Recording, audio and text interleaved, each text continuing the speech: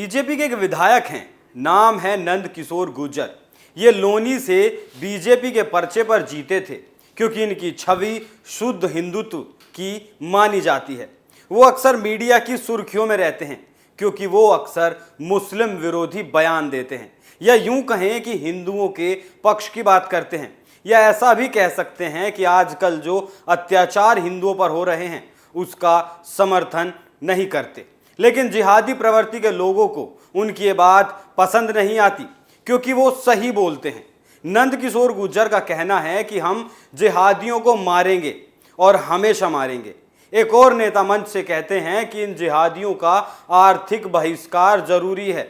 इस पूरे प्रकरण की हकीकत क्या है वो आज आपको हम बताएंगे। जय श्री राम, मैं हूं अभिषेक पुंडीर और आप देखना शुरू कर चुके हैं कैपिटल टीवी का स्पेशल शो थर्ड आई। नंद किशोर ने जो बात कही है वो एक विशेष परिस्थिति को ध्यान में रखकर कही थी, लेकिन जिहादियों ने उन्हें घेरना शुरू कर दिया। पहले आपको एक छोटा सा उदाहरण देता हूं। श्रीकांत त्यागी धर्म का हिंदू है, लेकिन गलती करने पर सजा मिली, अब तक भी जमानत नहीं मिल पाई। ठीक वैसे ही हर एक अपराधी का हक है सजा पाना। अगर तुम किसी को जान से मारोगे तो तुम्हें फूल देकर सम्मानित नहीं किया जाएगा, बल्कि उस अपराध की सजा मिलेगी। लेकिन आज का मुसलमान जैसे इस निंदा का सहारा लेकर हिंदू का गला रेत रहा है, वो कतई बर्दाश्त नहीं है। अब आते हैं नंद किशोर गुर्जर पर, बताते हैं आपको उन्होंने क्या कहा। गाजियाबाद में लोनी से विधायक नंद किशोर गुर्जर का एक बयान सोशल मीडिया पर तेजी से वायरल हो रहा है। इस बयान में वो दिल्ली दंगे के संदर्भ में बोल रहे हैं, कह रहे हैं कि हम जिहादियों को मारेंगे, हमेशा मारेंगे। वो दंगे के दौरान दिल्ली वासियों को समझाने के लिए गए थे, लेकिन दिल्ली पुलिस ने उनके ऊपर ही मुकदमा दर्ज कर दिया कि उन्होंने जिहादियों को मारने का प्रयास किया। विधायक नंद किशोर दिल्ली में विश्व हिंदू परिषद की ओर से 9 अक्टूबर को आयोजित कार्यक्रम में ये बयान दे रहे थे। परिषद ने यह विरोध प्रदर्शन हिंदू युवक मनीष की हत्या के विरोध में किया था। उन्होंने कहा कि वो किसी को छेड़ते नहीं हैं, लेकिन यदि कोई उनकी बहन बेटियों को छेड़े तो छोड़ते भी नहीं हैं। विधायक किस बात का बतंगड़ क्यों बनाया जा रहा है? इस बात को तो हर कोई कहता है, हिंदू हो, मुसलमान हो, सिख हो या फिर कोई ईसाई, कोई अपनी बहन बेटी के बारे में गलत बर्दाश्त नहीं कर सकता। और यही सवाल यहाँ उठता है कि नंद किशोर ही टारगेट पर क्यों हैं। अब सुनिए आगे की कहानी।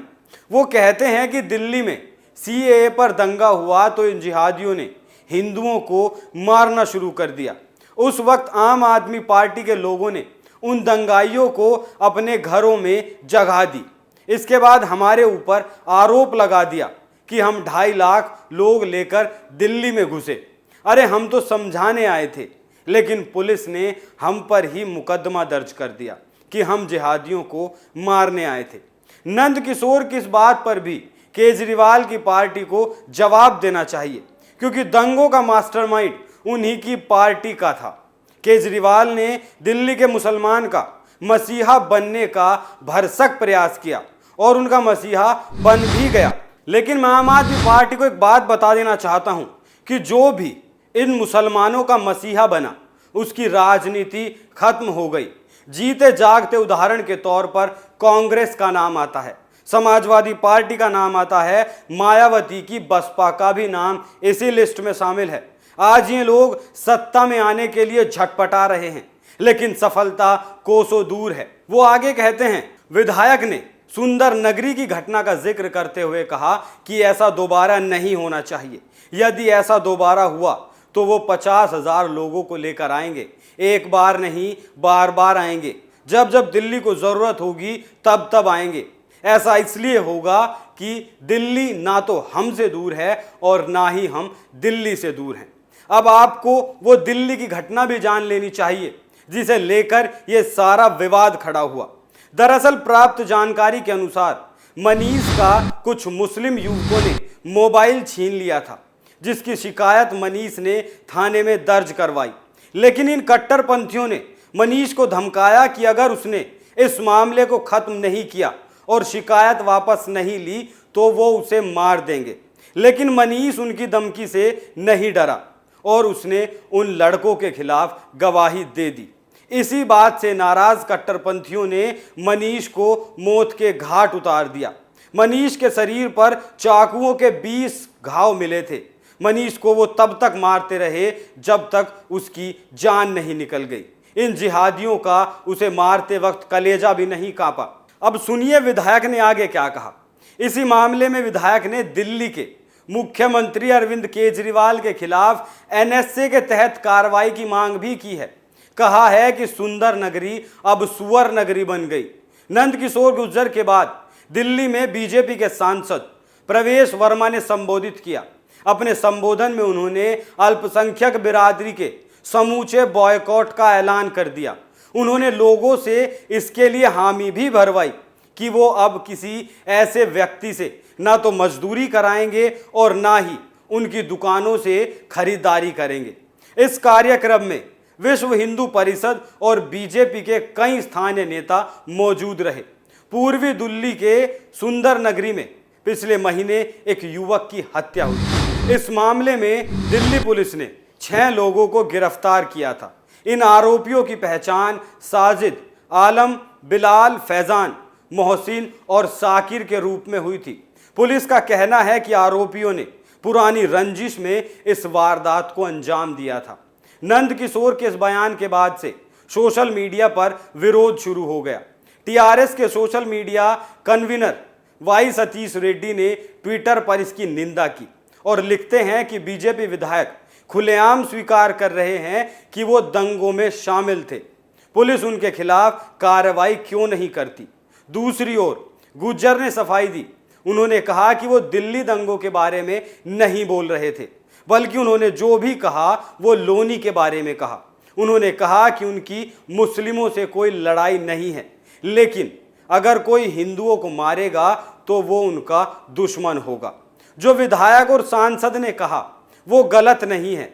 अगर उनका समाज प्रताड़ित है तो उनका कहना बनता है।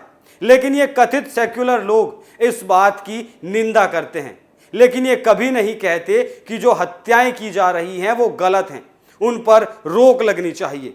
हिंदू का हमेशा से ये नियम रहा है कि उसने कभी भी पहले तलवार नहीं उठाई, हमेशा उसने जवाब दिया है।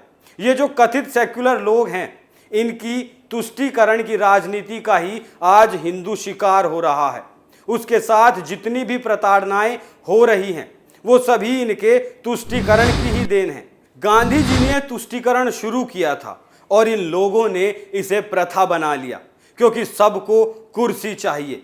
ये लोग जब नहीं बोलते जब एक बेटी को जिंदा जला दिया जाता है, जब 2 बेटियों को फांसी पर लटका दिया जाता है, जब केजरीवाल की ही दिल्ली में एक नाबालिग लड़की को गोली मार दी जाती है। पता नहीं कहां से लाते हैं ये लोग इतने मुखौटे। आज का वक्त इन मुखौटे पहने हुए लोगों से बचने का है। इन लोगों को पहचानने वाला वक्त है। साथ उनका दो जो बुरे वक्त में तुम्हारे साथ खड़े हों, ना कि उनका जिन्हें सिर्फ तुम्हारी वोट चाहिए ताकि कट्टरपंथी तुम्हारे सिर पर चढ़कर तांडव कर सके। आप इस मामले पर क्या राय रखते हैं, हमें कमेंट बॉक्स में ज़रूर बताएं। थर्ड आई में आज के लिए इतना ही। कल फिर मुलाकात होगी एक नए मुद्दे के साथ। तब तक देखते रहिए कैपिटल टीवी। नमस्कार।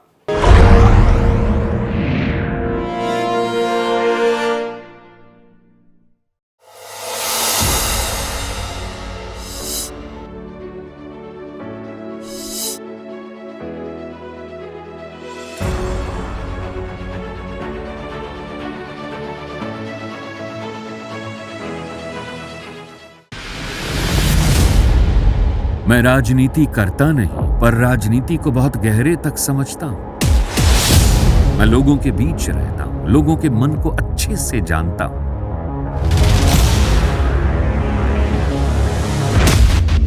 पब्लिक और पॉलिटिक्स की हर नब्ज को खूब पहचानता हूं। संघर्ष की सियासत से सत्ता के सिंहासन तक मैं हर खबर से खरा सच निकालता हूं। ना कोई दौड़, ना कोई race. Capital TV, Uttar Pradesh.